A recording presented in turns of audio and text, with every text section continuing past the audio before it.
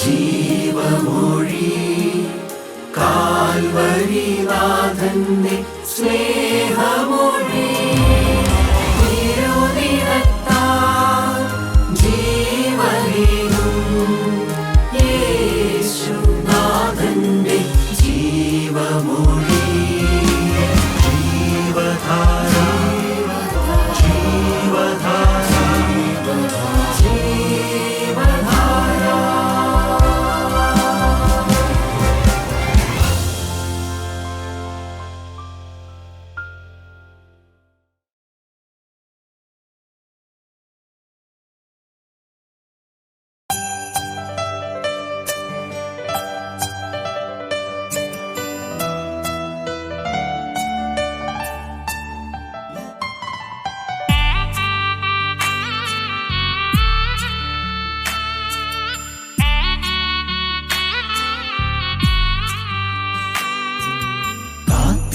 കാത്തിരിക്കുന്നതൻ ശുദ്ധിമാന്മാർ ഗണം കാഹളം കേൾക്കുമ്പോൾ വാനിൽ പോകും. കാത്തിരിക്കുന്നതൻ ശുദ്ധിമാന്മാർ ഗണം കാഹളം കേൾക്കുമ്പോൾ വാനിൽ പോകും. യേശു കർത്താവിന്റെ പൊന്മുഖം കാണുമ്പോൾ എത്രയോ സന്തോഷം സോദരരേ.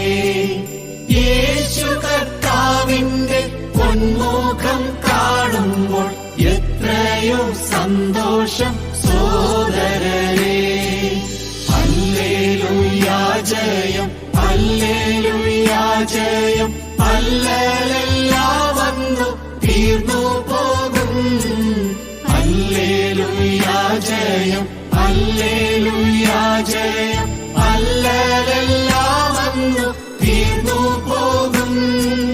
വാനസേനാഗണം നോക്കി നോക്കി നിന്നു അത്ഭുതപ്പെട്ടിടും ആ സദസ്സിൽ. വാനസേനാഗണം നോക്കി നോക്കി നിന്നു അത്ഭുതപ്പെട്ടിടും ആ സദസ്സിൽ.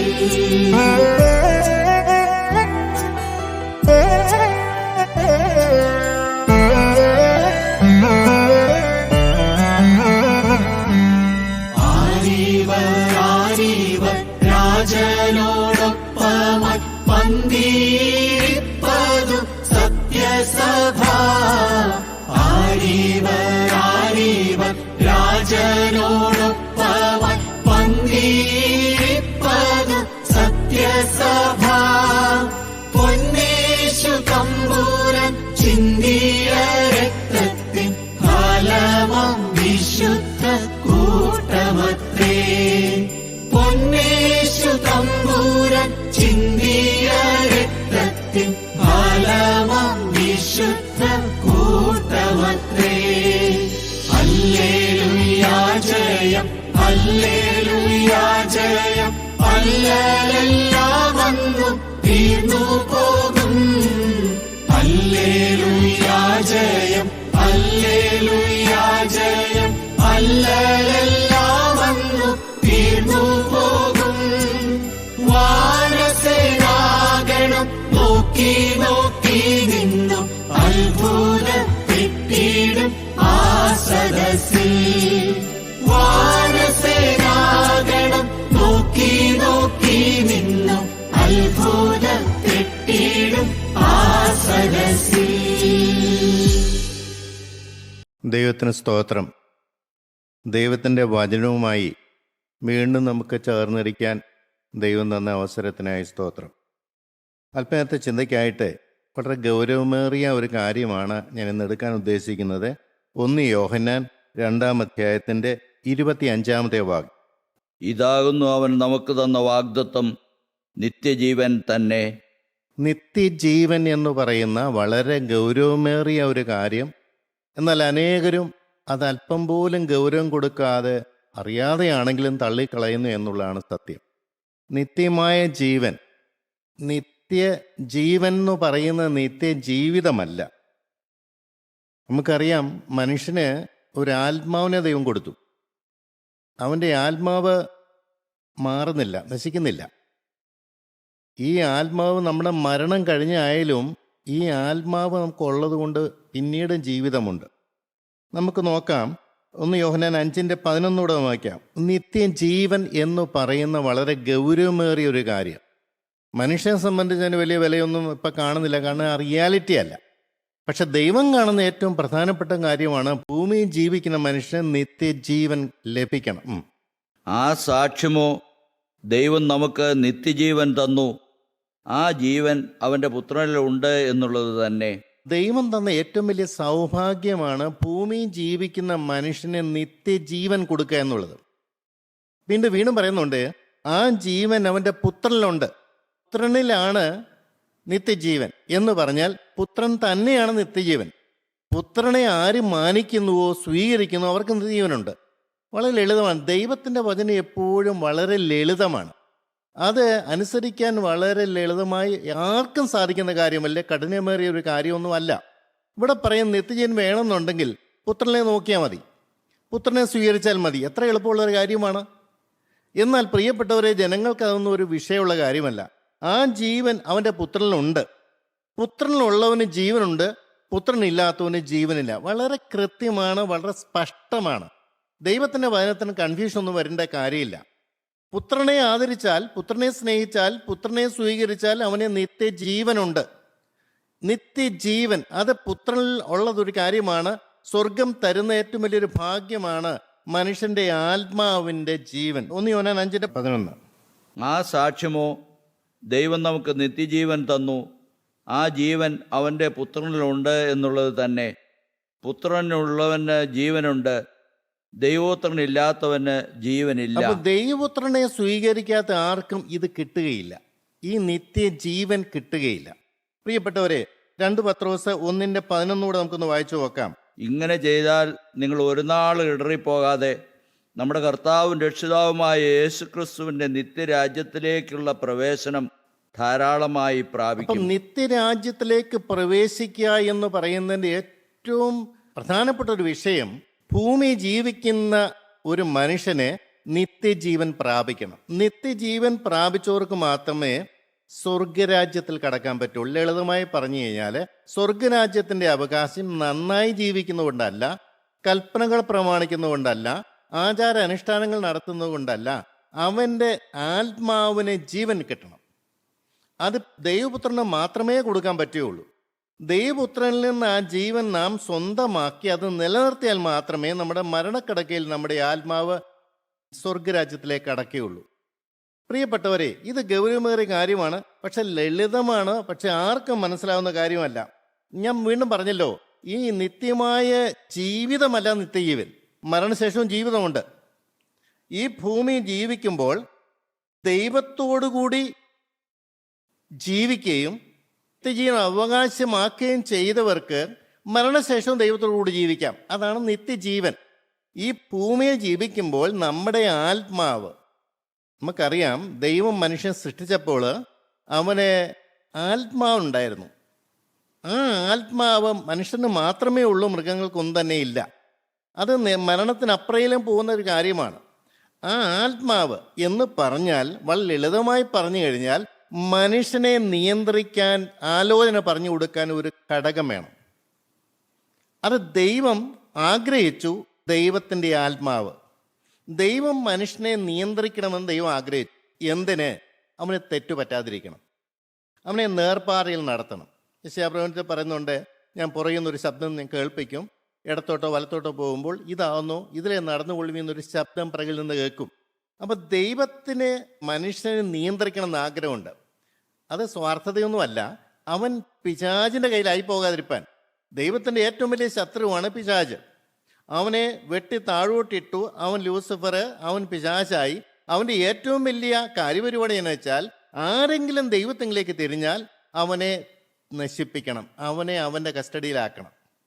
പ്രിയപ്പെട്ടവരെ, ഇത് ദൈവത്തിന് അറിയാവുന്നത് കൊണ്ട് മനുഷ്യനെ, അവൻ ഈ ലോകത്തിൽ ജീവിക്കുന്ന ജീവിത തിരക്കിനിടയ്ക്ക് ദൈവത്തെ മറന്നു പോകാനുള്ള സാധ്യതയുണ്ട്. സാത്താൻ്റെ ആലോചനയ്ക്ക് ചെവി കൊടുക്കാനുള്ള സാധ്യതയുണ്ട്. അതുകൊണ്ട് അവനെ നിയന്ത്രിക്കാനും നയിക്കാനും ആലോചന പറഞ്ഞു കൊടുക്കാനും ഒരു ദൈവിക ശക്തി അവന് വേണം. അവൻ്റെ ആത്മാവിനെ ദൈവാത്മാവ് നിയന്ത്രിക്കണം. പ്രിയപ്പെട്ടവരെ, ഇത് അനേകർക്കത് മനസ്സിലാകണില്ല. എൻ്റെ സ്വാതന്ത്ര്യം കളയുകയാണെന്ന് അനേകർ പറയുന്നത്. അല്ല പ്രിയപ്പെട്ടവരെ, നമ്മുടെ സ്വാതന്ത്ര്യം എപ്പോഴും പിശാചിൻ്റെ അടിമനുഖത്തിലേക്ക് പോകാനാണ്. നമ്മൾ അറിയുന്നില്ല. ഇന്ന് അനേകരെ തെറ്റ് ചെയ്യുമ്പോൾ അവരറിയുന്നില്ല, അവരുടെ മേൽ വലിയൊരു ബന്ധനമാണ് അവർ വലിച്ചു വെക്കുന്നത്. അവർ പിശാചിൻ്റെ അടിമപ്പാടിൽ വരിഞ്ഞ് മുറുകിപ്പോവുകയാണ്. കർത്താവ് വ്യക്തമായിട്ട് പറയുന്നു, ഈ ലോകത്തിലെ വെള്ളം കുടിക്കുന്നതെല്ലാം വീണ്ടും വീണ്ടും ദാഹിക്കും, ഒരിക്കലും ആ ദാഹം തീരെയില്ല. എന്നാൽ ഞാൻ കൊടുക്കുന്ന വെള്ളമോ അവരെ നിത്യജീവനിലേക്ക് നയിക്കുന്ന നീരുറയാ തീരുമെന്ന് പറയുന്നുണ്ട്.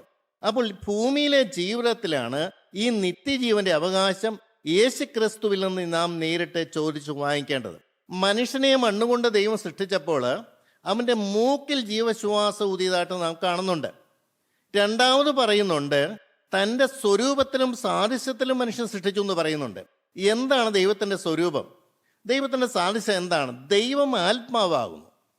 ദൈവത്തെ ഒരു മനുഷ്യ രീതിയിലൊന്നും ആർക്കും അവനെ ഒതുക്കാൻ പറ്റുകയില്ല. അവൻ സർവ്വവ്യാപിയാണ്. എവിടെയും ഏത് സമയത്തും ആർക്കും ദൈവസാന്നിധ്യം കിട്ടും. ഇവിടെ ഇന്നിപ്പോൾ ഞാൻ വചനം പറയുന്നു, അമേരിക്കയിലോ ചൈനയിലോ ആരെങ്കിലും ദൈവസാന്നിധ്യം ആഗ്രഹിച്ചാൽ അവർക്കത് കിട്ടും. ദൈവം സർവ്വവ്യാപിയാണ്, ആത്മാവാണ്. അതുകൊണ്ട് ആത്മാവാകുന്ന ദൈവം മനുഷ്യ ഹൃദയത്തിൽ വസിക്കാൻ കൊതിക്കുന്നു. ഇത് മനുഷ്യന് മനസ്സിലാവുന്ന ഒരു കാര്യമല്ല. ആ ആത്മാവ് അവന് സദാ ദൈവിക സാദൃശ്യം കൊടുത്തെന്ന് പറഞ്ഞു. ദൈവത്തിൻ്റെ സാദൃശ്യം എന്ന് പറയുന്നത് ആത്മാവാകുന്നു. ആ ആത്മാവിനെ തന്നെ മനുഷ്യന്റെ ഉള്ളിലേക്ക് പകർന്നു കൊടുത്തു. എന്തിന്? അവൻ ദൈവത്തിന് കീഴ്പ്പെട്ട് ജീവിക്കണം, ദൈവത്തെ അനുസരിച്ച് ജീവിക്കണം, ദൈവത്തെ സ്നേഹിച്ച് ജീവിക്കണം. അപ്പോൾ ഉള്ള ഗുണം എന്നാന്ന് ചോദിച്ചാൽ, അവൻ പിശാചിന്റെ അടിമനുഖത്തിലേക്ക് പോവുകയില്ല, അവൻ പാപത്തിൽ വീഴുകയില്ല. എൻ്റെ ദൈവത്തിന് സ്തോത്രം. പ്രിയപ്പെട്ടവർ, ഇത് മനസ്സിലാക്കാൻ വളരെ പ്രയാസമുള്ള കാര്യമാണ്. മനുഷ്യൻ അവൻ്റെ നന്മയിലാണ് എപ്പോഴും ആശ്രയിക്കുന്നത്. വലിയ കുഴപ്പമൊന്നും ഞാൻ ചെയ്യുന്നില്ലല്ലോ എന്നാണ് പറയുന്നത്. അല്ല പ്രിയപ്പെട്ടവരെ, കുഴപ്പമുണ്ടോ ഇല്ലയോ എന്നുള്ളത് ദൈവമാണ് തീരുമാനിക്കുന്നത്. നമ്മൾ വ്യക്തമായിട്ട് നോക്കിയാൽ അറിയാം, നമ്മുടെ ജീവിതത്തിൻ്റെ ലാക്കും ലക്ഷ്യവും ദൈവത്തെ പ്രസാദിപ്പിക്കാനാണോ? ദൈവത്തിൻ്റെ വചനം അനുസരിക്കാനാണോ? ദൈവത്തിന് കീഴ്പ്പെടാനാണോ? ദൈവം എന്തു പറഞ്ഞു അതെനിക്ക് അനുസരിക്കണമെന്നുള്ളതാണോ? ദൈവത്തിൻ്റെ സാന്നിധ്യം അനുഭവിക്കണം എന്നുള്ളതാണോ? ഈ ലോകത്ത് കഷ്ടപ്പാടുണ്ട്, ഈ ലോകത്തിൽ പ്രശ്നങ്ങളുണ്ട്, തിരക്കുകളുണ്ട്, എല്ലാം ശരി തന്നെ. പക്ഷെ ഇതിൻ്റെ ഇടയിൽ ദൈവ സാന്നിധ്യം അനുഭവിക്കാൻ പറ്റുമോ? നമുക്കറിയാം, ദൈവം മനുഷ്യനെ സൃഷ്ടിച്ചെങ്കിലും, ദൈവനും തൻ്റെ സ്വരൂപം കൊടുത്തെങ്കിലും, തൻ്റെ നിയന്ത്രണത്തിലാക്കിയെങ്കിലും ഹൗവ പിശാചിന്റെ ആലോചനയ്ക്ക് ചെവി കൊടുത്തു. അത് അവർ വരാൻ പാടില്ലായിരുന്നു. ദൈവത്തിൻ്റെ ആലോചന ലഭിച്ച് ജീവിക്കുന്ന ആ ഹൗവയ്ക്ക് പിശാചിന്റെ ആലോചനയുടെ ആവശ്യമില്ല. പക്ഷേ അവക്ക് സ്വാതന്ത്ര്യം ദൈവം കൊടുത്തത് കൊണ്ട്, നീ നല്ലതേത് ചീത്തേതെന്ന് തിരഞ്ഞെടുക്കാനുള്ള സ്വാതന്ത്ര്യം ഉള്ളത് കൊണ്ട്, പ്രിയപ്പെട്ട സഹോദരങ്ങളെ, ഹൗവ പിശാചിന്റെ ആലോചനയ്ക്ക് ചെവി കൊടുത്തു. സംഭവിച്ച എന്താണ്? അവളുടെ ഉള്ളിൽ നിന്ന് ദൈവത്തിൻ്റെ ആത്മാവ് മാറിപ്പോയി. ദൈവത്തിൻ്റെ ആലോചന ഇതുവരെ സ്വീകരിച്ചുകൊണ്ടിരുന്ന മനുഷ്യൻ ആ ആലോചനയേക്കാൾ നല്ലത് പിശാചിന്റെ ആലോചനയാണെന്ന് അവക്ക് തോന്നിയ സമയത്ത് അവരുടെ ഹൃദയത്തിൽ ദൈവത്തിൻ്റെ ആത്മാവ് മാറിപ്പോയി. പിന്നെ പാപത്തിൻ്റെ വലിയൊരു കുത്തൊഴുക്കായിരുന്നു. നിങ്ങൾക്കറിയാമല്ലോ, ദൈവസ്നേഹം മാറിപ്പോയി, ഏതെന്തോട്ടത്തിന് പുറത്തായി, ആത്മാവില്ല, നിത്യജീവൻ നഷ്ടപ്പെട്ടവനായി അവൻ ഏതെന്തോട്ടത്തിന് പുറത്തേക്ക് പോയി. വർഷങ്ങൾ പാരമ്പര്യമായി മനുഷ്യൻ ഈ ബന്ധനത്തിലാണ് കിടക്കുന്നത്. പിറന്നു വീഴുന്ന കുട്ടി പോലും പാപം ചെയ്യാനുള്ള പ്രവണതയാണ് കാണുന്നത്. അത് ജന്മനാ തന്നെ പാരമ്പര്യമായി തന്നെ ലഭിക്കുന്ന ഒരു പ്രത്യേകതയാണ്. പാപം ചെയ്യാൻ ദൈവം എന്തു പറഞ്ഞു അതിന് ഘടകവിരുദ്ധമായിട്ട് ജീവിക്കണം. ഓരോ മനുഷ്യനും നിത്യജീവൻ നഷ്ടമാക്കി ജീവിക്കുകയാണ്. ഓരോ മനുഷ്യനും നിത്യജീവൻ നേടുവാൻ വേണ്ടി ഞാൻ അധ്വാനിക്കുന്നില്ല. അവൻ്റെ അധ്വാനം ഈ ഭൂമിയിലെ കാര്യമാണ്. ഈ ഭൂമിയിലെ സുഖസൗകര്യങ്ങൾ മാത്രം ലക്ഷ്യമായിക്കൊണ്ട് പോകുന്ന മനുഷ്യന് നിത്യജീവനെക്കുറിച്ച്, അവൻ്റെ ആത്മാവിനെക്കുറിച്ച് ചിന്തിക്കാൻ നേരമില്ല. ശരി, ചില കൂട്ടായ്മകളൊക്കെ ഉണ്ട്, എന്നാൽ പോലും കൂട്ടായ്മയിൽ കൂടെ നിത്യജീവനുള്ള പ്രാധാന്യമല്ല. യേശുക്രിസ്തു തരുന്ന നിത്യജീവൻ പ്രാപിച്ചില്ലെങ്കിൽ ഒരു പ്രയോജനമില്ലെന്നുള്ള കാര്യം ഗൗരവമായി പറയാൻ ആരും ധൈര്യപ്പെടുന്നില്ല. ഈ വലിയ നഷ്ടം, എന്താ നഷ്ടം? ദൈവം മനുഷ്യ ഹൃദയത്തിൽ നിന്ന് ഇറങ്ങിപ്പോയ നഷ്ടം, നിത്യജീവൻ നഷ്ടമായി പോയ ആ വലിയ കെടുതി, ദൈവത്തോടുള്ള ബന്ധം നഷ്ടപ്പെട്ടു പോയെന്നുള്ള വലിയ സത്യം, ദൈവത്തിൻ്റെ ആലോചന കിട്ടാതെ പോകുന്ന, ദൈവം അന്യപ്പെട്ടു പോകുന്ന ജീവിതം അവന് സ്വാതന്ത്ര്യമാണെന്ന് പറയും. പക്ഷെ അത് പാപം ചെയ്യാനുള്ള സ്വാതന്ത്ര്യമാണ്, പാപത്തിൽ രസിക്കാനുള്ള സ്വാതന്ത്ര്യം, പാപത്തോടുള്ള കൂറ്, പണം സമ്പാദിക്കാനുള്ള വലിയ ആർത്തി, സുഖസൗകര്യങ്ങളുടെ പിന്നാലെ പോകാനുള്ള ഒരു വലിയ ത്വര, ഈ ഭൂമിയിലെ നമ്മളെ ചുറ്റുപാടൊക്കെ നോക്കിയാൽ മനുഷ്യരെല്ലാവരും അങ്ങനെയല്ലേ ജീവിക്കണേ? എന്തിനാണ് ഇങ്ങനെ ജീവിക്കുന്നത്? ആർക്ക് സമാധാനമുണ്ട്? ആർക്ക് സ്വസ്ഥതയുണ്ട്? ആരും സംതൃപ്തരല്ല. ദൈവമായിട്ടുള്ള ബന്ധം നഷ്ടപ്പെട്ട് കഴിയുമ്പോൾ അവൻ്റെ സമാധാനം നഷ്ടപ്പെടുന്നു, അവൻ്റെ സന്തോഷം നഷ്ടപ്പെടുന്നു, അവൻ്റെ സ്വസ്ഥത നഷ്ടപ്പെടുന്നു. ജീവിത ഭാരങ്ങൾ അവനെ അറ്റാക്ക് ചെയ്യുന്നു. ലോക സുഖങ്ങൾക്ക് വേണ്ടി അവൻ തിരയുന്നു. നിരാശയും ഭാരവും കഷ്ടതയും കൊണ്ട് ജീവിതം തകർന്നു പോകുന്നു. എൻ്റെ പ്രിയപ്പെട്ടവരെ സഹായിക്കാൻ ആരുമില്ല. ഇതൊക്കെ പോട്ടെ, അവൻ ആഗ്രഹിക്കുന്ന പോലെ കാര്യം നടന്നില്ലെങ്കിൽ അവൻ ദൈവത്തോട് പരിഭവിക്കും. ദൈവം എന്ത് ചെയ്തു? കുറ്റം അവൻ്റേതാണ്. അവൻ ദൈവത്തെ മറന്നുപോയി, ദൈവത്തിലേക്ക് ചെല്ലുന്നില്ല, മുടിയമ്പത്രം വന്ന പോലെ വരുന്നില്ല. എന്നിട്ട് അവൻ ആഗ്രഹിക്കുന്ന പോലെ കാര്യം നടക്കാതെ വരുമ്പോൾ സംഭവിക്കുന്നതിന് ദൈവത്തോട് പരിഭവം വരുന്നു. അതോടുകൂടി ദൈവമായിട്ടുള്ള സകല ബന്ധങ്ങളും പോകും. ഇത് പിശാചിന്റെ വലിയൊരു തന്ത്രമാണ്. പിശാച് ജയിച്ചിരിക്കുകയാണ്. ഇന്ന് അനേകരിൽ പിശാച് ജയിച്ചിരിക്കുകയാണ്. അവർക്കത് മനസ്സിലാകില്ല. പാപം വരുമ്പോഴും അത് നിസ്സാരമല്ലേ, കോപിക്കാത്തവരാരുണ്ട്, ഭാരം വരാത്ത ആരുണ്ട്, അതൊക്കെ അങ്ങ് ഏറ്റു പറഞ്ഞാൽ മതി എന്നുള്ള ലാഘബുദ്ധിയോടെ കാണുന്നു. എന്നാൽ പിശാച് ചെയ്യുന്ന ഏറ്റവും വലിയ തന്ത്രം എന്നെ ചോദിച്ചാൽ വലിയ പ്രകടമായ പാപത്തിലേക്കൊന്നും പോവില്ല. വേറെ ഒരു പരീശത്വം വന്നാൽ മതി, ദൈവത്തിന്റെ ആത്മാവ് മാറിപ്പോവും. ഒരു ഈർഷ വന്നാൽ മതി, ദൈവത്തിന്റെ ആത്മാവ് മാറിപ്പോവും. ഒരു കോപമോ ഇഷ്ടക്കുറവോ വന്നാൽ മതി, ദൈവത്തിന്റെ ആത്മാവ് മാറിപ്പോവും. ഒരു അശുദ്ധ നോട്ടം വന്നാൽ മതി, ദൈവത്തിന്റെ ആത്മാവ് മാറിപ്പോവും. ഹൃദയത്തിൽ ഒരു വേണ്ടാധീനം വന്നാൽ മതി, ആ ദൈവത്തിന്റെ ആത്മാവ് മാറിപ്പോവും. പണത്തോടൊരു വ്യഗ്രത വന്നാൽ മതി, ദൈവത്തിന്റെ ആത്മാവ് മാറിപ്പോവും. ഇതാര് അറിയുന്നു? ഇതാര് പറഞ്ഞു കൊടുക്കുന്നു? പ്രിയപ്പെട്ടവരെ, മനുഷ്യരെല്ലാവരും ഇങ്ങനെ അങ്ങ് പോവുകയാണ്. പിശാചിന്റെ അടിമുഖത്തിൽ കഴിഞ്ഞുകൊണ്ട് നിത്യജീവൻ നഷ്ടമാക്കിക്കൊണ്ട് ജീവിക്കുന്ന ആരും അറിയുന്നില്ല. ദൈവത്തിന്റെ ഏറ്റവും വലിയ പ്രയാസം അവിടെയാണ്. ഈ അനുഭവത്തിന് വേണ്ടി മനുഷ്യന് കാത്തിരിക്കുന്നില്ല. അവനത് പറഞ്ഞു കൊടുക്കാൻ ഇന്ന് ആളില്ല. ഏറ്റവും പ്രധാനപ്പെട്ട കാര്യം എൻ്റെ ഹൃദയത്തിൽ ജീവനുള്ള ക്രിസ്തു ഉണ്ടോ ഇല്ലയോ എന്നുള്ളതാണ്. ഞാനും ദൈവമായിട്ട് നിരപ്പായോ ഇല്ലയോ എന്നുള്ളതാണ്. എന്നെ ഭരിക്കാനും നിയന്ത്രിക്കാനും ദൈവത്തിന്റെ ആത്മാവ് എനിക്കുണ്ടോ? എൻ്റെ ഉള്ളിൽ ജീവനുണ്ടോ? ക്രിസ്തുവിന്റെ ജീവനുണ്ടോ ഇല്ലെന്നുള്ളതാണ് കാതലായ വിഷയം. എനിക്കിവിടെ പണമുണ്ടോ? എനിക്കിവിടെ കടമുണ്ടോ? എനിക്കിവിടെ രോഗമുണ്ടോ? ഞാൻ കൂട്ടായ്മയ്ക്ക് പോകുന്നവനാണോ? ഞാൻ ദൈവവചനം വായിക്കുന്നവനാണോ? ഞാൻ ആചാരാനുഷ്ഠാനം ചെയ്യുന്ന? ഇതൊന്നും ദൈവം നോക്കുന്നേയില്ല. പ്രിയപ്പെട്ടവരെ, അവന്റെ സ്വന്തം കുറവുകള് മറച്ചു പിടിക്കാൻ ഉള്ള അത്തിയിലകളാണ് ഇതൊക്കെയും. ഓരോ കാര്യപരിപാടിയും മനുഷ്യൻ ചെയ്യുമ്പോഴും ദൈവത്തെ ദുഃഖിപ്പിക്കുകയാണ്. അവൻ അത്തിയുടെ കീഴിൽ മറിഞ്ഞിരുന്നാൽ മറിഞ്ഞിരിക്കുന്നതാണ് അവന്റെ ധാരണ. ഇല്ല പ്രിയരെ, ദൈവം എല്ലാം കാണുന്നുണ്ട്, അറിയുന്നുണ്ട്. അവൻ നിത്യജീവൻ നഷ്ടമാക്കി കളഞ്ഞാൽ ദൈവത്തിന്റെ ഹൃദയത്തെ വേദനിപ്പിക്കുകയാണ്. അവന്റെ ഓരോ നന്മ പ്രവൃത്തികളും ദൈവത്തെ ദുഃഖിപ്പിക്കുകയാണ്. അവൻ എൻ്റെ അടുത്തേക്ക് വന്ന് അവന്റെ പാപം ഏറ്റുപറഞ്ഞ് ഉപേക്ഷിച്ച് ജീവൻ പ്രാപിക്കാൻ അവന് മനസ്സില്ല. അതാണ് ഏറ്റവും വലിയ പ്രശ്നം. പ്രിയപ്പെട്ടവരെ, ഈ അനേകർക്ക് നിത്യജീവൻ ഇല്ലെന്ന് പോലും അറിയാൻ പാടില്ല. ജീവൻ ഇല്ലെന്ന് അറിയുന്നില്ല, ബന്ധനത്തിലാണെന്ന് അറിയുന്നില്ല. ബന്ധനത്തിൽ കഴിഞ്ഞാൽ മരണക്കടക്കിലേക്ക് പോകുമ്പോൾ പിശാച് തട്ടിക്കൊണ്ടുപോകുന്ന അറിയുന്നില്ല. അല്ല, കർത്താവ് രണ്ടാമത് വരുമ്പോൾ ഞാൻ പറക്കയില്ലെന്ന് ആരും മനസ്സിലാക്കുന്നില്ല. ഈ ലോകമാണ് അനേകരുടെ വിഷയം. ഈ നിത്യജീവൻ എങ്ങനെ കിട്ടും? അതാണ് നമ്മുടെ ഒരു വിഷയം. യേശു ക്രിസ്തു ക്രൂശിൽ കൂടെ നേടിയ രക്ഷയാണ് നിത്യയുടെ അടിസ്ഥാനം. ഒരു മനുഷ്യന് ദൈവത്തിന്റെ ആത്മാവ് ഉള്ളിലേക്ക് വരണമെങ്കിൽ അവൻ ക്രൂശിലേക്ക് നോക്കണം. എന്തേ കാര്യം? മനുഷ്യവർഗത്തിന്റെ പാപം ചുമക്കാനാണ് യേശു ക്രിസ്തു വന്നത്. യേശു ക്രിസ്തു കാൽവറി ക്രൂശിൽ പെടഞ്ഞു മരിച്ചപ്പോൾ അവൻ സാത്താന്റെ മേൽ ജയോത്സവം ഉണ്ടായി. ആ യേശു ക്രിസ്തുവിനെ നോക്കുമ്പോൾ, ആ യേശു ക്രിസ്തു എന്റെ പാപം വഹിച്ചു എന്നുള്ള കാഴ്ചപ്പാട് കിട്ടുമ്പോൾ, എന്റെ പ്രിയപ്പെട്ടവരെ, എന്റെ പാപം ഞാൻ ഏറ്റുപറഞ്ഞ് ഉപേക്ഷിക്കുമ്പോൾ എന്റെ പാപത്തിന്റെ മേൽ ആ തിരക്തം വീഴുകയാണ്.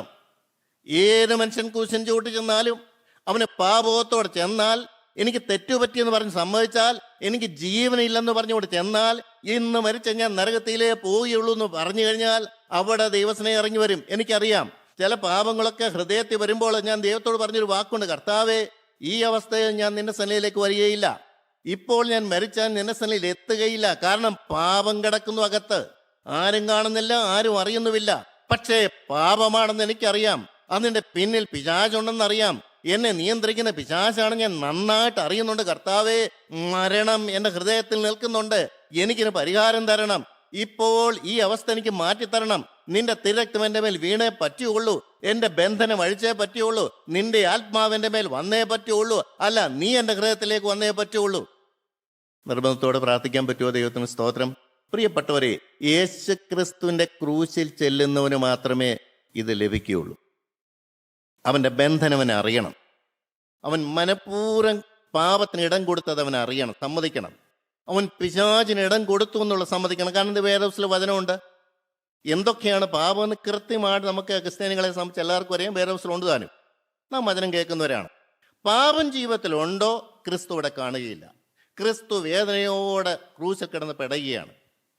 അവൻ്റെ വേദന മാറ്റാൻ എന്ത് ചെയ്യണം? എനിക്ക് തെറ്റുപറ്റിപ്പോയെന്ന് പറഞ്ഞ് സമ്മതിച്ചുകൊണ്ട് അവൻ്റെ ക്രൂശിൻ ചൂട്ടി കിടന്നുകൊണ്ട് കരയുക. അവൻ അനുഭവിച്ച വേദന എൻ്റെ ഹൃദയത്തിൻ്റെ അടിത്തട്ടിൽ വരുമ്പോൾ ദൈവത്തിൻ്റെ മുഖം എൻ്റെ മേൽ തിരിയും. ദൈവത്തിന് സ്തോത്രം. പ്രിയപ്പെട്ടവരെ, അനുതാപം വരണം. ഞാൻ ചെയ്ത തെറ്റായിപ്പോയി കർത്താവേ, ഞാൻ നിന്നെ മറന്നുപോയി, ഞാൻ നിന്നെ വേദനിപ്പിച്ചു പോയി, ഞാൻ നിന്നെ ദുഃഖിപ്പിച്ചു പോയി കർത്താവേ, ഞാൻ അനുസരണം കെട്ടവനായി ജീവിച്ചു പോയി, ഞാൻ മുടിയമ്പുത്രനെ പോലെ ഞാൻ ജീവിച്ചു പോയി, ഞാൻ നിന്റെ സ്നേഹത്തെ തിരിച്ചറിഞ്ഞില്ല, മഹാപാപമാണ് എൻ്റെ ജീവിതത്തിൽ വന്നു പറഞ്ഞുകൊണ്ട് കരയാൻ നിനക്ക് പറ്റുമോ? അതാണ് അനുതാപം എന്ന് പറയുന്നത്. എനിക്ക് തെറ്റുപറ്റിപ്പോയി, എൻ്റെ ദൈവത്തെ ഞാൻ ദുഃഖിപ്പിച്ചു, എൻ്റെ ദൈവത്തെ ഞാൻ കരയിച്ചു, ആ സ്നേഹമുള്ള ഹൃദയം ഞാൻ തകർത്ത് കളഞ്ഞു കർത്താവേ, പിശാചിനിടം കൊടുത്ത് ഞാൻ നിന്നെ ദുഃഖിപ്പിച്ചു പോയി. ഇത് പറയാനുണ്ട്. അനുതാപ വാക്യങ്ങളോടെ ചെല്ലാൻ ആരെ കൊണ്ട് പറ്റും? ദൈവത്തിന് സ്തോത്രം. അവിടെയാണ് മാനസാന്തരം വരുന്നത്. കാഴ്ചപ്പാടുമായി ഇതുവരെ പാപത്തെ സ്നേഹിച്ചു, ഇതുവരെ ലോകത്തെ സ്നേഹിച്ചു, ഇതുവരെ സ്വന്തം സുഖങ്ങളുടെ പിന്നാലെ പോയി, ഇതുവരെ തന്നിഷ്ടങ്ങൾ നടന്നു, ഇതുവരെ ആത്മാവിനെ കരുതിയില്ല, ഇതുവരെ ലോകം മാത്രമായിരുന്നു വിഷയം, പ്രാരാബ്ദങ്ങൾ മാത്രമായിരുന്നു വിഷയം, എൻ്റെ പ്രശ്നങ്ങൾ മാത്രമായിരുന്നു വിഷയം. ഇന്ന് ആ പ്രശ്നങ്ങളെല്ലാം മാറി എനിക്ക് ദൈവത്തോട് നിരപ്പാകണം എന്നുള്ള ഒരു വലിയൊരു കാര്യപരിപാടി ഉള്ളിൽ വരുന്നു. ഹൃദയത്തിൽ വേദന വരുന്നു. ദൈവത്തെ ദുഃഖിപ്പിച്ചു പോയല്ലോ എന്നുള്ള വേദന വരുന്നു. സ്തോത്രം. അവൻ്റെ കാൽപാദം കെട്ടിപ്പിടിച്ചുകൊണ്ട് കരയാനുള്ളൊരു മനസ്സ് വരുന്നു. സ്തോത്രം. തെറ്റ് പറ്റിപ്പോയി കർത്താവേ, ക്ഷമിക്കണം, തിരുരക്തം കൊണ്ട് എന്നെ കഴുകണമേ. പോരാ, ആ മുറിവേറ്റ കരം എൻ്റെ തലമേൽ വെക്കണമേ, എൻ്റെ ബന്ധനം അഴിച്ചു തരണമേ. ഇനിമേലാൽ ഈ പാപൻ്റെ യുദ്ധം വരരുത്. പാപം ക്ഷമിച്ചാൽ മാത്രം പോരാ കർത്താവേ, ഇനി പാപം വരാതിരിക്കണം. അതിനെന്താ മാർഗം? നീ എൻ്റെ ഹൃദയത്തിലേക്ക് ഒന്ന് വരാമോ? ഞാൻ ചോദിക്കുന്നത് അന്യായമൊന്നും അല്ലല്ലോ, ആരെങ്കിലും അങ്ങനെ ചോദിക്കേണ്ടതുള്ള വിഷയമല്ല. എനിക്ക് എൻ്റെ ഹൃദയം, എൻ്റെ ജീവിതം ഇനിയും ശത്രുവിന് ഇടം കൊടുക്കാതെ എനിക്ക് ജീവിക്കണം. അതുകൊണ്ട് എന്നെ കൊണ്ട് സാധിക്കുന്ന കാര്യമല്ല, എൻ്റെ പാരമ്പര്യവും ശരിയല്ല. നീ ഒന്ന് വരാമോ കർത്താവേ? യേശു ക്രിസ്തുവിനെ ആര് വിളിച്ചിട്ടുണ്ട്? അവൻ ഈ 33 കൊല്ലക്കാലം ജീവിച്ചപ്പോൾ 1 or 2 വീട്ടുകാരെ അവനെ വിളിച്ചു. ശരിയായിട്ട് പറഞ്ഞാൽ മാർത്തയുടെ വീട്. ആർക്കാ യേശുവിനെ വേണ്ടത്? ആശ്ചര്യമായി ഭൂമി വന്നപ്പോൾ അവനെ ആർക്കും വേണ്ട. ഇന്ന് ആത്മാവാന ക്രിസ്തുവിനെ ആർക്ക് വേണം? എൻ്റെ ദൈവത്തിന് സ്തോത്രം. കണ്ണുകൊണ്ട് കാണാവുന്ന യേശുവിനെ ആർക്കും വേണ്ട. കണ്ണുകൊണ്ട് കാണാത്ത യേശുവിനെ ഇന്ന് ആർക്ക് വേണം? സ്തോത്രം. ലോകം പുരോഗമിച്ചു പ്രിയരെ, സൗകര്യങ്ങൾ പുരോഗമിച്ചു, പല കാര്യങ്ങളും സന്തോഷത്തിന് വക ഇവിടെ ലോകം തരുന്നുണ്ട്. എന്നാൽ ആരും അറിയാതെ ക്രൂശിൽ കിടന്ന് പെടുന്ന ക്രിസ്തുവിനെ കാണാൻ എത്ര പേരുണ്ട്? സ്തോത്രം. എൻ്റെ ആത്മാവിനെ ചൊല്ലി വേദനിക്കുന്ന ക്രിസ്തുവിനെ കാണാൻ എത്ര പേരുണ്ട്? എൻ്റെ ആത്മാവ് നഷ്ടപ്പെട്ടു, ഞാൻ ഏതും തോട്ടത്തിന് പുറത്താണെന്നുള്ള ബോധ്യം എത്ര പേരെ ഭരിക്കുന്നുണ്ട്? പിശാചിനോട് എന്നേക്കുമായി യാത്ര പറഞ്ഞു. ഈ ഒരു കാര്യം മാത്രമല്ല, ജീവിതത്തിൻ്റെ അവസാന ശ്വാസം വരെ ഇനി ഞാൻ പാപം ചെയ്യുകയില്ല കർത്താവേ, എനിക്ക് ആഗ്രഹം ഞാൻ നിന്നോട് പറയുകയാണ്, അല്ലാതെ കൃപ നീ എനിക്ക് തരണം. ഞാൻ ഏറ്റവും എളുപ്പം കണ്ടിരിക്കുന്ന കാര്യം, നീ എൻ്റെ ഹൃദയത്തിലേക്ക് വന്നാൽ മതി, ഞാൻ നിന്നെ അനുസരിച്ചോളാം. ഇനി ഞാൻ നിന്നെ തള്ളി പറയില്ല, ഇനി നിന്റെ ഹൃദയത്തെ ഞാൻ വേദനിപ്പിക്കുകയില്ല, ആ രക്തം ഇനിയും പൊടിയാൻ സമ്മതിക്കുകയില്ല കർത്താവേ. എനിക്ക് നീയാണ് വിലപ്പെട്ടത്, നീയാണ് എനിക്ക് വേണ്ടി സ്വർഗം വിട്ട് ഇറങ്ങി വന്നവൻ. ദൈവത്തിന് സ്തോത്രം. പ്രിയപ്പെട്ട സഹോദരങ്ങളെ, പരിശുദ്ധാത്മാവ് വേണ്ടി കാത്തിരിക്കുക എന്ന് പറയുന്ന ഒരു കാര്യം പഴയ കാലത്തൊക്കെ ഞാൻ ഒത്തിരി കേട്ടിട്ടുണ്ട്. പക്ഷെ ഇന്നിപ്പോൾ ആരാ അതൊക്കെ ഓർക്കുന്നേ? എല്ലാവരും ആത്മനിറവുള്ളവരായിട്ടാണ് ജീവിക്കുന്നത്. പരിശുദ്ധാത്മാവ് വേണ്ടി കാത്തിരിക്കുക എന്ന് പറഞ്ഞൊരു കാര്യമൊന്നും ഇന്നും ഇവിടെ ഒരിടത്തും പ്രസക്തമല്ല.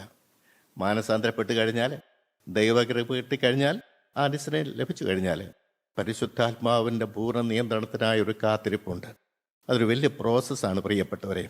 ദൈവം കാണിച്ചൊരു മകനെ, എനിക്ക് നിൻ്റെ ഉള്ളിൽ വരണമെന്ന് ആഗ്രഹമുണ്ട്, പക്ഷെ നിൻ്റെ ജീവിതത്തിൽ ഇപ്പോഴും പാപത്തിൻ്റെ പ്രവണതകൾ കിടക്കുന്നുവല്ലോ. നീ തിരിച്ചറിയണം. അതുവേണ്ടി നീ എൻ്റെ സന്നിധി വരണം, കടുത്ത തീരുമാനം എടുക്കണം. ഞാൻ എൻ്റെ വേരെല്ലാം കത്തിച്ചാമ്പിലാക്കി തരാം. ഞാൻ തേജസ്സോടെ നിൻ്റെ ഹൃദയത്തിലേക്ക് ഇറങ്ങി വരാം. ഞാൻ നിൻ്റേതെന്ന് പറഞ്ഞുകൊണ്ട് ഞാൻ നിന്നെ അവകാശമാക്കിയെടുക്കാം. സ്വർഗത്തിൻ്റെ ലേബൽ ഞാൻ നിന്റെ മേൽ ഒട്ടിക്കാം. യേശുവിൻ്റെ രക്തം നിന്റെ നെറ്റിമേൽ ഞാൻ ഇടാം. ഭാവി ഞാൻ കേട്ടെടുക്കാം. ഈ ഭൂമി ജീവിക്കുമ്പോൾ നിന്റെ കരം ഞാൻ പിടിക്കാം. എൻ്റെ ദൈവത്തിന് സ്തോത്രം. എൻ്റെ സാന്നിധ്യം നിന്റെ കൂടെ വരും. മോശയോട് പറഞ്ഞതുപോലെ ഈ നൂറ്റാണ്ടിൽ എൻ്റെ കൂടെ ദൈവം വരണം. എൻ്റെ ദൈവത്തിന് സ്തോത്രം. എന്തിനാണ്? തെറ്റുപറ്റാതിരിക്കാനാണ്. എൻ്റെ ദൈവത്തിന് സ്തോത്രം.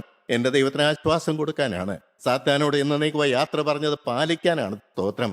ദൈവസാന്നിധ്യം അനുഭവിച്ചുകൊണ്ട് നടക്കാൻ ഒരു കൃപയാണ്. അതാണ് നിത്യജീവൻ എന്ന് പറയുന്നത്. സ്തോത്രം. ഹൃദയത്തിൻ്റെ നിയന്ത്രണം ദൈവം ഏറ്റെടുക്കുകയാണ്. ഇന്ന് അനേകർ ചോദിക്കുന്നു, പാവം കൂടെ ജീവിക്കാൻ പറ്റുമോ? ചിന്തകൾ കുഴപ്പമില്ലാണ്ടിരിക്കാൻ പറ്റുമോ? ഭാരം വരാതിരിക്കാൻ പറ്റുമോ? എന്തായി പറയുന്നത്? എന്നോട് എന്തൊക്കെ വരും പേര് ചോദിച്ചിട്ടുണ്ട്. ഞാൻ കൃത്യമായി ശാന്തമായും പറഞ്ഞിട്ടുണ്ട്, ദൈവത്തിൻ്റെ ആത്മാവിൻ്റെ നിറവുള്ള മനുഷ്യന് ഭാരം വരില്ല, ആകുലം വരില്ല, ടെൻഷൻ വരില്ല, ഒരു പാളിയ ചിന്ത പോലും വരില്ല. കാരണം എൻ്റെ പ്രാർത്ഥന കർത്താവേ തീമറിൽ സംരക്ഷണം തരണമെന്നാണ്. ശത്രുവിൻ്റെ ഒളിയമ്പൊന്നും എൻ്റെ മേലേക്കാൻ പാടില്ല. അവനെ ഞാൻ ഔട്ട് ഓഫ് ബോൺസ് പറഞ്ഞിരിക്കുകയാണ്. എൻ്റെ ഹൃദയം നിനക്ക് വേണ്ടി വേർതിരിച്ചതാണ്. അവിടെ പാപത്തിന് യാതൊരു സാധ്യതയില്ലെന്ന് പറഞ്ഞ് ദൈവത്തോട് പറഞ്ഞ വേലികെട്ടി തരില്ലേ? എനിക്ക് വേലികെട്ടി തരും, എൻ്റെ മക്കൾക്കും കുടുംബത്തിനും വേലികെട്ടി തരും. ഞാൻ അനുഭവമായി പറയുന്നത്. ദൈവത്തിന് സ്തോത്രം. പ്രിയപ്പെട്ടവരെ, രോഗം വരില്ലെന്നോ, കെടുതി വരില്ലെന്നോ, കടബാധ്യത വരില്ലല്ലോ, പ്രശ്നങ്ങൾ വരില്ലെന്നോ ഒന്നും അല്ല ഞാൻ പറഞ്ഞത്. എന്തെല്ലാം പ്രശ്നം വന്നാലും ദൈവ സാന്നിധ്യം അനുഭവിച്ചുകൊണ്ട് ഇവിടെ ജീവിക്കാൻ പറ്റും. ശാന്തമായി, സൗമ്യമായി, പ്രകോപനമില്ലാതെ, ഒന്നും കണ്ട് ഭാരപ്പെടാതെ. ഒരു ഭാരവും വരില്ലെന്നോ? വരില്ല പ്രിയരെ, വരില്ല. ഞാൻ എപ്പോഴും ഓർക്കും ലാസറിൻ്റെ കാര്യം. അവന് വല്ല ഭാരമുണ്ട്? ഒന്നുമില്ല. ഇത്രയും ഒന്നുമില്ലാത്തൊരു മനുഷ്യൻ ലോകത്തിൽ ആരും കാണുകയില്ല. പക്ഷെ ദൂതന്മാരുടെ സംരക്ഷണമുണ്ട്. ഭാരം വരാതെ കാക്കുന്ന ദൂതന്മാർ. ദരിദ്രൻ മരിച്ചപ്പോൾ അവനെ ദൂതന്മാരവനെ അബ്രഹാമിൻ്റെ മടിത്തട്ടി കൊണ്ടുവന്ന് പറയുന്നു. ദൂതന്മാരുടെ സംരക്ഷണം വേണമോ? ദൈവസാന്നിധ്യം വേണമോ? ഈ ലോകത്തിലെ ചപ്പുചവറുകളെല്ലാം വന്ന് എൻ്റെ ഹൃദയത്തെ കയറാൻ സമ്മതിക്കാതിരിക്കാൻ പറ്റുമോ? എന്താണ് ഇതിൻ്റെ അനുഭവം? വലിയ അനുഭവം. ദൈവത്തോട് നിരപ്പാകുക, ദൈവം ഹൃദയത്തിലേക്ക് വരാൻ ക്ഷണിക്കുക, ദൈവത്തിനു വേണ്ടി ജീവിതം വേർതിരിക്കുക. ഞാൻ മറ്റുള്ളവരെ നോക്കത്തില്ല. ആണി പിതാക്കന്മാർ ചിലരൊക്കെ അങ്ങനെ ചെയ്തിട്ടുണ്ട്. പരിസരം മുഴുവൻ മലിനമാണെങ്കിലും അവരുടെ ജീവിതവും അവരുടെ ഹൃദയവും ദൈവത്തിനു വേണ്ടി വേർതിരിച്ചു, സെറ്റപ്പാർട്ട് ചെയ്തു. എന്ത് ദോഷം വരുമെന്നാ? ലോകം തരാത്ത സമാധാനം കൊണ്ട് ഹൃദയം നിറയും. നാം അറിയാതെ ചലിക്കാൻ തുടങ്ങും. എൻ്റെ ദൈവത്തിന് സ്തോത്രം. അറിയാതെ ദൈവസാന്നിധ്യം ഇങ്ങനെ വന്നുകൊണ്ടിരിക്കും. ഉയരത്തിലുള്ളിലേക്ക് നമ്മുടെ ചിന്തകൾ പോകും. എപ്പോഴും പ്രാർത്ഥിക്കാൻ പറ്റും, എപ്പോഴും ദൈവസാന്നിധ്യം നമുക്ക് ലഭിക്കാൻ പറ്റും. അല്ല, അതിനുവേണ്ടി ഒന്ന് ക്രേവ് ചെയ്യുക വേണം. ദൈവസാന്നിധ്യം ഇങ്ങനെ കിട്ടുമെന്ന് വിചാരിച്ചുകൊണ്ടിരുന്നാൽ പറ്റാ. കർത്താവേ എന്ന് പറഞ്ഞുകൊണ്ട് ഹൃദയത്തിലേക്ക് പോകണം, സ്വർഗത്തിലേക്ക് നമ്മുടെ ഹൃദയം പോകണം. എന്താണ് അനുഭവം? 1 പത്രോസ് 3:14 നമുക്ക് വായിക്കാം. എന്നാൽ ക്രിസ്തുവിനെ നിങ്ങളുടെ ഹൃദയത്തിൽ കർത്താവായി വിശുദ്ധീകരിപ്പീൻ. ദൈവത്തിന് സ്തോത്രം. ക്രിസ്തുവിനെ ഹൃദയത്തിൽ കർത്താവായി, കർത്തൃത്വം നടത്തുന്നവനായി ഞാനാണ് സെലക്ട് ചെയ്യേണ്ടത്. എനിക്ക് ഈ ഭൂമിയിൽ ഇഷ്ടം പോലെ ജീവിക്കാം, തോന്നിയതുപോലെ ജീവിക്കാം, മറ്റുള്ളവരുടെ പ്രശംസ വാങ്ങിച്ചുകൊണ്ട് ജീവിക്കാം.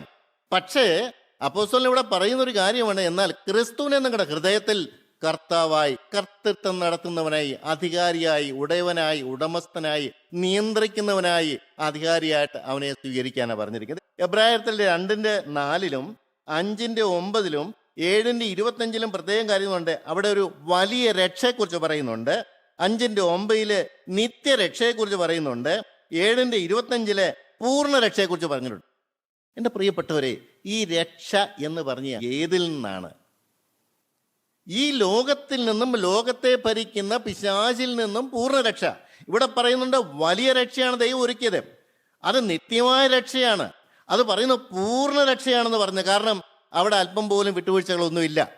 പൂർണ്ണമായി രക്ഷിപ്പാൻ ശക്തനാണെന്ന് പറയുന്നു. എന്താ ഈ പൂർണ്ണമായി രക്ഷിപ്പാൻ? നമ്മളെല്ലാം വായിക്കുന്നവരല്ലേ. പൂർണ്ണ രക്ഷയുണ്ടോ? പൂർണ്ണമായും പാപത്തിന് മോചനം കിട്ടുമോ? പൂർണ്ണമായും സാത്താൻ നമ്മളെ തൊടാതെ വണ്ണം ദൈവത്തിൻ്റെ വേലിക്കെട്ട് നമുക്ക് കിട്ടുമോ? ഇവിടെ ലേഖനത്തിൽ പറയുന്നു അങ്ങനെ ഉണ്ടെന്ന് പറയുന്നു. അതാണ് നിത്യജീവനുള്ളവരുടെ ഏറ്റവും വലിയ അനുഭവം.